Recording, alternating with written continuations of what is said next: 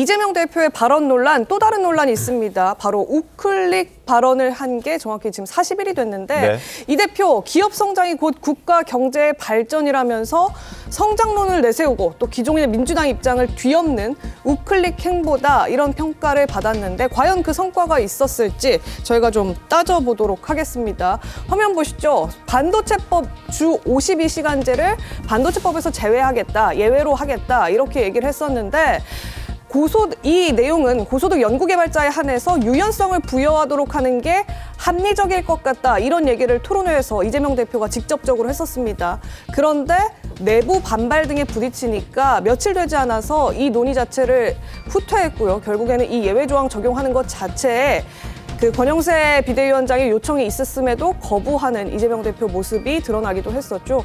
또 상법과 노란봉투법 개정안도 기업이 앞장서고 국가가 뒷받침하겠다 이런 입장을 보였다가 더 세진 노란봉투법을 재발의하려고 한다 이런 기류까지도 지금 같이 보도가 되고 있습니다. 자, 그리고 여기서 그치는 것이 아니라 상속세법 완화 이것도 뭐 해주겠다고 하다가 해주지 않았습니다. 최고 세율 인하, 대주주 할증 폐지 고수하면서 여당과 지금 평행선 계속 이어가고 있는 그런 상황이고 추경 예산안 역시 마찬가지입니다. 전 국민 25만 원 지급 포기하겠다라고 말했던 게 얼마 되지도 않았는데 바로 야당의 추경안에 자체 추경안에 민생 회복 소비 쿠폰이라고 형식을 살짝 바꾸는 그런 모습으로 다시 전 국민에게 25만 원을 주겠다는 부분. 사실상 목소리를 냈다가 비판 여론 들어서니까 살짝 바꾸고 다시 또 목소리 냈다가 비판 여론 들어서니까 또 바꾸고 이런 모습들을 보여주면서 결국 주장은 했지만 성과가 없었다는 임주혜 변호사님 그런 지적들 뒤따를 수밖에 없는 거 아니겠습니까? 그렇죠. 일명 이제 우클릭 행보다 해서 이전에 냈던 그런 법안들 같은 부분에 대해서 좀 철회하는 그런 모습을 보이거나 아니면 좀 이전과는 다른 행보를 그런 보여주고 있는 모습들이 있는데 또 그만큼 경제 상황이 어렵다 이런 반증도 되는 것 같습니다. 워낙 지금 시민들의 물가 경제 팍팍하고 여러 가지 여론이 있자 이 부분을 의식하고 있는 것 아닌가 싶은데 기본적으로 중요한 건 어떤 법안을 만든다거나 이걸 추진할 때는 장기적인 관점을 봐야 됩니다. 네. 당장을 위해서 만들었다가 금방 다시 이 부분을 하지 않으면 전반적인 거시적인 그런 모습을 볼 수 없기 때문에 이런 부분은 좀 다시 지적을 좀 받아들일 측면이 있지 않나 생각을 하고 있습니다. 네, 이 스스로 중도 보수다 나는 이런 주장도 해놨던 이재명 대표. 그런데 정체성을 결국에는 의심받는 사태도 초래되고 있습니다. 이른바 한국형 엔비디아를 만들자 이런 구상을 내놓으면서 기업 발전시켜서 일부는 국민에게 의무적으로 배당하게 하자 이런 아이디어를 내서 계속 논란이 되고 있는데요. 일각에선 소련의 전철을 밟자는 거냐 이런 비판에까지 직면한 상황입니다. 양측의 이야기를 들어보겠습니다. 엔비디아 같은 회사가 하나 새로 생겼다. 그중에 국민의 지분이 30%다. 네. 그래서 그 70%는 민간이 가지고 30% 국민 모두가 나누면 굳이 세금에 막 그렇게 의존하지 않아도 되는 상황이 오지 않을까요? 기본사회라는 이름으로 기업의 성과를 국가가 관리하려는 이러한 발상은 기업가 정신을 뿌리채 흔드는 사회주의적 접근입니다. 결국 이재명 대표의 구상은 옛소련의 전철을 밟자는 위험한 발상입니다. 이재명 대표의 저 발언에 반박, 지금 발끈한 사람이 있습니다. 바로 타다 창업주인 이재웅 전 대표가 발끈했습니다. 민주당은 혁신 기업을 저주하고 발목 잡았던 과거부터 반성해야 된다라는 목소리를 냅니다. 과거 불과 몇 년 전이었습니다. 2020년, 한 5년 전 타다 금지 법이라는 게 있었는데 그걸 민주당이 통과시켰거든요. 그때 이재웅 전 회장이 얘기했던 게 바로 이 30%입니다. 그러니까 나랑 또 회사 관계자들이 갖고 있는 지분 30%를 국민들께 국가에 돌려주겠다. 그러니까 이런 타다 금지법 같은 것을 만들지 않아줬으면 좋겠다. 간곡히 부탁했습니다. 근데 그걸 들어주지 않았던 정당이 바로 더불어민주당이었고 그런데 이것에 대한 반성 없이 지금 뭐 엔비디아 만들어서 30%를 돌려드리겠다. 이런 얘기를 한다는 게 본인 입장에서는 굉장히 화가 났었나 봅니다. 박민영 대변인님. 예, 사실 민주당이 타다금지법만 만든 것이 아니라 그 어떤 플랫폼 기업들을 포괄 규제하는 온풀법도 추진을 하다가 좌초가 된 적이 있었고요. 사실 민주당에서 역대 어떤 정부보다 더 많은 규제 법안들이 만들어졌고 지금 이재명 대표 역시 노란봉투법을 3번째 또 추진을 하면서 좀 기업들을 규제 지옥에 옥죄고 있는 그런 상황입니다. 그런다라고 봤을 때 이재명 대표의 이 중도보수라는 것의 진정성이 상당히 떨어질 수밖에 없다라는 것이고 저는 민주당이 진보도 보수도 아니고 그냥 기득권 정당이라는 걸 이번에 많이 느꼈습니다. 왜냐하면 52시간제 유연화를 못하겠다라고 그러면서 그 근거로 양대 노총이 반대한다. 그러니까 귀족 노조에게 무릎을 꿇었다라고 볼 수밖에 없는 지점이거든요. 아니 그러면서 또 딥시크나 엔비디아 같은 그런 기술들은 또 극찬을 합니다. 그런데 52시간제 엄격한 규제도 받고 상속세도 60%까지 이제 대주주 할증까지 하면 내야 되고 법인세도 OECD 평균조차 맞춰주지 않는 정당이 엔비디아가 삼성전자 시총의 거의 10배거든요. 네. 이런 기업을 만들어내겠다라는 것 자체가 거의 공상과학적인 주장이라고밖에 볼 수가 없는 것이고요. 좀 경제라는 것은 실현 가능성을 고려하고 주장을 하셔야 된다. 이 말씀을 드리고 싶습니다. 네, 알겠습니다. 국민의힘 소련 전철을 밟는 위험한 발상이다 이런 주장 계속하고 있습니다. 경제 전문가죠. 여당의 윤희숙, 유승민 두 전 의원도 이 비판 대열에 날선 공방을 벌이고 있는데요. 유승민 전 의원 30% 국유화 투자만 하면 엔비디아가 하늘에서 떨어지겠느냐 이런 지적 내놨고요. 윤희숙 현재 여의도 연구원장 하고 있는 윤희숙 전 의원도 거짓말이 모국어인 이재명 대표님, 이제는 경제 문명 선언까지 하느냐, 공산주의라고 자백해놓고 자백한 것도 모르는 얼치기냐, 이런 강한 비판 내놨습니다. 그러니까 여당의 이제 공통된 비판 지점은 이거인 것 같습니다. 반도체법 주 50시간 예외도 하나 관철시키지 못해놓고 기업을 위한 뭐 중도 보수의 역할, 우클릭의 역할 한다고 해놓고 지금 이런 식의 주장, 엔비디아 지분의 일부를 국민에게 의무 배당하겠다는 이런 사회주의식 발상을 한다는 게 결국 이재명 대표의 본 모습은 이런 거 아니겠느냐라는 지적을 하는 것 같아요. 그렇죠. 중도나 보수는 저런 무책임한 주장을 하지 않습니다. 그리고 아마도 제가 봤을 때는요. 제대로 된 진보도 실현 가능성 있는 이야기를 해야 된다라는 걸 중시한다면은 저런 이야기를 하지 않아요. 제가 하나만 말씀드리면 뭐 한국형 엔비디아 말씀하시는데 우리도 그런 엔비디아 부럽지 않은 기업이 있었습니다. 얼마 전까지. 바로 삼성전자죠. 고대역품 메모리. HBM에 관한 경쟁에 다소 뒤처지기 전까지는 우리도 삼성전자를 잘 키우면 엔비디아 못지않은 그런 자부심 있는 세계적인 초우량 기업이 될 수 있었어요. 그리고 삼성전자가 그걸 지금 따라잡기 위해서 아주 절치부심하고 있지 않습니까? 그런데 반도체 업계의 수건인 그 반도체 특별법의 주 52시간 예외 이것조차도 지금 민주당이 가로막고 있습니다. 방금 전에 우리 박민영 대변인이 잘 지적해 주셨듯이 귀족 노조, 양대 노총의 요구에 못 이겨서 그걸 못하겠다는 겁니다. 그러면은 어떻게 해서 우리가 뒤처진 기술을 따라잡고 한국형 엔비디아 같은 초우량 기업을 만들겠습니까? 그러니까 이재명 대표의 모든 경제 정책의 주장이 지금 앞뒤가 맞지 않는다라는 점을 짚고 넘어가지 않을 수가 없는 것이죠. 알겠습니다. 이준석 개혁신당 의원도 기자회견까지 열고 강도 높게 비판의 목소리 냈습니다. 들어보시죠.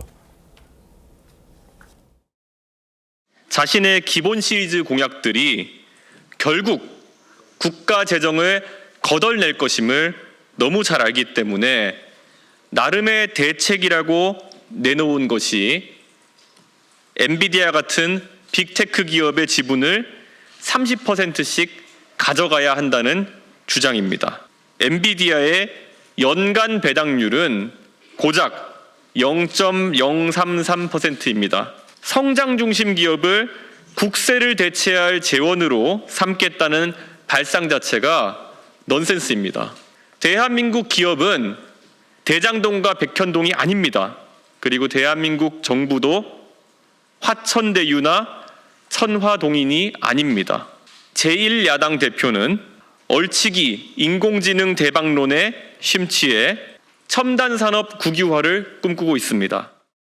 성장 중심 기업을 국세를 대체할 재원으로 삼겠다는 자체가 넌센스다. 마치 뭐 뜨거운 아이스 아메리카노 뭐 이런 주장을 지금 하고 있는 건데, 그런 비판을 하고 있는 건데, 이재명 대표도 여기에 대해서 자신의 목소리를 좀 냈습니다. 어제 하루 오전, 그러니까 오전에만 뭐 4건의 관련 반박글을 올리면서 지금 목소리를 높이고 있는데, 무지도 문제지만 한국말도 이해를 못하고 있다.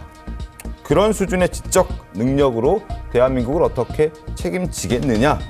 극우 본색의 거의 문맹 수준의 식견이다. 참 걱정된다. 저런 목소리들을 이재명 대표가 어제 오전에만 폭풍처럼 냈던 메시지들이었습니다. 소영주 대변인님, 네. 뭐 지금 국민의힘에서 뭐 제대로 한글을 이해를 못하고 네. 지금 있는 건가요? 쭉 들었어요. 쭉 들었는데 그렇습니까? 제가 봐서는 그러니까 이제 대한민국이 왜 이렇게 경직되고 이 내란의 사태까지 이 내란의 구렁텅이로 떨어졌는지 이제는 알겠다. 그러니까 정책에 대한 부분들을 이재명 대표의 정적이 던지니까 대안 없는 비판만 하고 있어요. 그러면 어떻게 하자는 소리입니까? K 엔비디아 같은 거를 그러면은 비판만 하지 말고 어떤 대안이 있죠? 그냥 두면 생겨나나요? 그러니까 따지고 보면 정책이란 건 말랑말랑한 아이디어 속에서 나오는 거지 왜 정책에 이념을 넣죠? 엔비디아에 대해서 어떤 국민에 대한 수익을 주고 국가가 투자하고 미국, 대만, 일본도 다 국가 투자가 들어가는 마중물 역할을 해서 성장한 기업들이 많이 있습니다. 그러니까 저는 52시간 문제도 그래요. 이 부분에 대해서 진일보에서 논의를 하자라고 이재명 대표가 했는데 무슨 윤석열 대통령입니까? 의대정원 2,000명 하듯이 단박에 52시간 합시다. 내가 대표하니까 따라오세요. 그러면 사회가 딱 정리가 됩니까? 결국에는 어떤 수계 과정 속에서 반도체 특별법이 필요하니까 52시간 넣어서 당내에서 수기를 거쳐서 반발이 있으니까 일단 52시간은 멈추고 반도체 특별법 쪽에 지원금은 가자라는 것이고요. 그다음에 뭐 25만 원 부분도 그렇고 그다음에 지금 보면 최근에 여러 가지 뭐 노란봉투법 뭐 이런 부분들이 뭐 또 서로 다른 거 아니냐. 네. 정책이란 건 대한민국이 다양한 사람이 삽니다.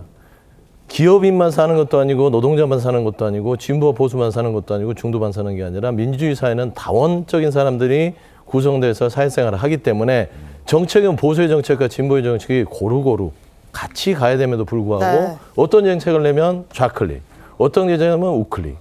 그러면은 뭐 한 정책으로만 살 수 있습니까? 그렇기 때문에 이 부분에 대해서 지금 뭐 조기 대선 시즌이라서 어떤 한 정치인을 공격하기 위해서 그렇게 할 수 있으나 최소한 대한민국의 국민들이 혜택을 받고 산업의 육성을 위해서 고민하는 어떤 그냥 화두를 던진다는 측면에서는 대안 없는 비판은 너무나 소모적이다. 저는 그러게밖에 말씀드릴 수밖에 없죠. 조금 반박을 드리고 싶은데, 그러니까 사실 다양한 사람들이 산다, 맞는 말씀이죠. 그런데 기업에 가서는 52시간제가 필요하다라고 이야기를 하고 노동자들한테 가서는 그런 게 필요 없다라고 이야기를 하고 그러니까 저희가 말바꾸기라고 이야기를 하는 게 아니겠습니까? 결과적으로 양립 가능한 주장을 하셔야 되는데 다양한 사람들에게 다양한 주장을 하니까 그것이 자기무슨이 될 수가 있다. 이 말씀을 드리는 것이고요. 또한 두 번째로 반도체 특례법, 그다음에 세제 개편안, 52시간제 유연화 이런 정책들 다 윤석열 정권에서 3년 내내 추진을 하던 것들이었습니다. 총리실 산하에 규제혁신위원회까지 만들어서 기업들의 또 자유로운 창의가 되살아날 수 있는 자유시장 경제를 확립하기 위해서 노력을 했었는데 그때 사사건건 목리를 부리다가 이제 와서 민생을 하자. 대통령이 구속이 되니까 그때 가서야 지금 말을 바꿔서 국민의힘과 윤석열 정권의 정책에 편승을 하고 있는 것이 민주당이다. 이렇게 좀 말씀을 드려야 될 것 그럼 저 같습니다. 반론을 제기하면 그러면 계속 이렇게 갈까요? 이념적으로만 대립해서 잠깐만요. 국가가 근데 저는 그런 부분이고요. 네. 한 가지 바로잡을 것은 이재명 대표가 기업에 가서는 52시간을 주장하고 뭐 또 이렇게 노동계에 가서는 또 반대 얘기를 했다. 그건 뭐냐면 왜 갔겠어요? 서로 간의 의견을 듣고 설득하러 가는 과정입니다. 그게 정치다. 그렇게 좀 반박을 드리고 싶습니다. 그건 제가 좀 바로잡아드리면 이재명 대표가 지난달 21일에 현대자동차를 방문했습니다. 현대자동차에 가서는 기업의 성장이 가장 중요하다고 해놓고 같은 날 양대노총을 가요. 민주노총, 한국노총 가서 진성준 정책위 의장을 대동하고 갔었죠. 그날 진성준 정책위 의장이 이재명 대표를 옆에 두고 우린 52시간 안 하고 그다음에 그 노란봉투법 당론으로 발의하겠다 이렇게 얘기를 해요. 관철하겠다. 그러면은 같은 날 한 얘기가 모순되지 않습니까? 바로 그런 걸 얘기하는 거예요. 아니 현장에 가면 그 얘기를 해줘야죠. 잠깐만요. 아니 그러니까 왜 자꾸 이 결과적으로 노란봉투법은 당론으로 한두 번 한 게 아닙니다. 대통령이 그 부분을 몇 번 행사했습니까? 그다음에 기업에 가면 기업의 중심에 대한 정책들을 하겠다. 당연히 그 얘기를 하지. 기업 가서 당신들 기업 하면 안 되고 노동자 중심으로 가셔 이렇게 얘기해야 됩니까? 기업의 성장이 가장 아니잖아요. 중요하다면서 어떻게 파업을 조장하는 법을 발의할 수 자, 있습니까? 두 분의 말씀은 여기까지 정리를 하겠습니다. 시청자 여러분께서 판단해 주실 것 같은데 일단 지금 이재명 대표가 K 엔비디아를 꺼내 들고 나온 게 일단 화두를 던졌기 때문에 지금 이 논의를 하고 있는 것인데 이걸 하기 위해서라도 이재명 대표가 진정성을 보여주려면 임재 변호사님 일단 52시간제 예외 조항을 통과시켜줘야 사실은 엔비디아 같은 이런 뭐 삼성전자의 시총 10배가 넘는 기업이 탄생할 수 있을 것이고 뭐 근무하는 시간을 이렇게 딱 타이트하게 맞춰놓으면 이런 기업이 탄생할 수 있겠습니까? 그 부분도 함께 얘기를 해줘야 이 부분에 대한 어떤 진정성을 국민들이 느낄 수 있는 것 아닐까라는 생각도 들거든요. 그렇죠. 업계의 특성을 고려하는 측면이 분명히 있어야 될 것 같습니다. 이 52시간을 지켜야 된다는 가치 자체에는 누구나 동의할 수 있을 것 같아요. 그런데 그때마다 어떤 업계의 특성은 좀 반영이 되어야 된다고 보는데요. 지금 한국의 엔비디아 하면 사실 삼성전자 꼽을 수 있겠죠. 네.